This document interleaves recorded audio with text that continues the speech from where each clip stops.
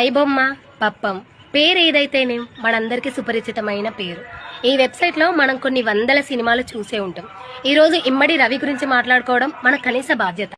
ఆయన దేశానికి ఏమైనా సేవ చేసిండా అంటే సేవ చెయ్యకపోవచ్చు, కానీ ఎలాంటి ద్రోహం చేయలేదు, ఎవరిని మోసం చేయలేదు. ఇంకా చెప్పాలంటే సామాన్య ప్రజలకి, పేదవాళ్ళకి, అసలు సినిమా థియేటర్కి వెళ్ళి అంతంత టికెట్స్ పెట్టి సినిమా చూడలేని సామాన్యులందరికీ కూడా ఆయన ఒక దేవుడు లాంటివాడు. నేను ఈ మాట ఎందుకు చెప్తున్నాను, ఆయన చేసిన దానివల్ల నష్టాలు కొన్ని కోట్లున్న ప్రొడ్యూసర్లకి, కొన్ని కోట్లకి అధిపతులైన హీరోలకి, బడాబాబులకి మాత్రమే లాస్ వచ్చింది. కానీ మనలాంటి వాళ్ళకైతే అతని వల్ల ఎలాంటి లాస్ రాలేదు, ఎవరిని చీట్ చేయలేదు. పోలీసులు మేమైనా పట్టుకున్నాం, సరే మీ మాటకే ఒప్పుకుందాం, మీరే పట్టుకున్నారు, ఏం చేసిండని పట్టుకున్నారు?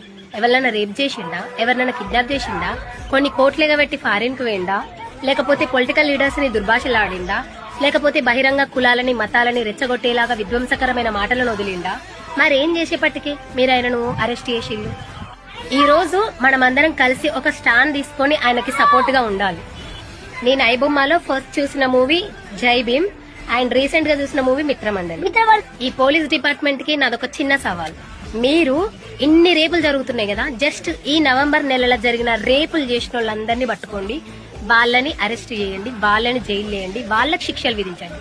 మొత్తం సంవత్సరాల కొద్ది అంటలేను, అట్లీస్ట్ నవంబర్ లో జరిగిన రేప్స్, మర్డర్స్ వీళ్ళనైనా పట్టుకోండి అబ్బా. ఇది నా సవాల్ మీ పోలీస్ డిపార్ట్మెంట్.